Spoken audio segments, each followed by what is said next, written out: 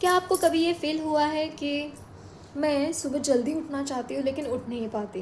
मैं सुबह उठकर एक्सरसाइज़ करना चाहती हूँ, अपनी बॉडी को फिट रखना चाहती हूँ लेकिन नहीं कर पाती। मैं मोबाइल पे जो अनलिमिटेड स्क्रॉल होता है उसे कम करना चाहती हूँ और मेरा समय बचाना चाहती हूँ लेकिन नहीं हो पाता।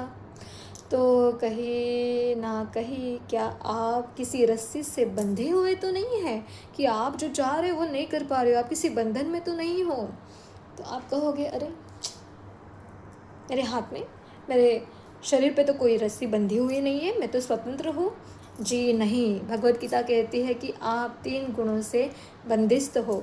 जैसे एक पपेट शो रहता है, कठपुतली का खेल जो रहता है उसमें रस्सियाँ बंधी हुई रहती है और जैसे आप हाथों की उँगलियाँ हिलाओगे वैसे कठपुतलियाँ हिलती है, डुलती है, अलग-अलग एक्शन करती है। तो उसी प्रकार ये 3 जो गुण हैं, सत्वगुण, रजोगुण, तमोगुण, हमें बांध के रखे हैं और ये 3 गुणों के जो भी इशारे हैं उस पे हम नाच रहे होते हैं। जो गुण, ये गुण जो शब्द है उसका एक संस्कृत अर्थ ऐसा है कि रस्सी।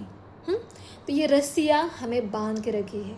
भगवद गीता में कृष्ण कहते हैं, दैवेशै गुणमयी मम माया दुरतया मामेव ये प्रपद्यन्ते माया मेताम तरन्ति ते। तो भगवान कहते हैं कि 3 गुणों से बनी हुई मेरी जो माया शक्ति है उसे पार करना, ओवरकम करना इज़ वेरी डिफ़िकल्ट, बहुत दुष्कर है। लेकिन जो मेरे शरणागत होता है वह इसे आसानी से पार कर देता है।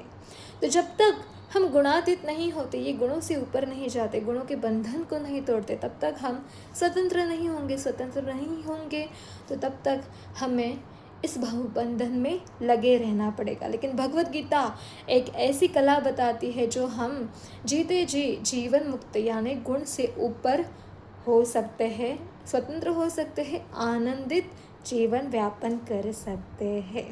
धन्यवाद। हरे कृष्णा।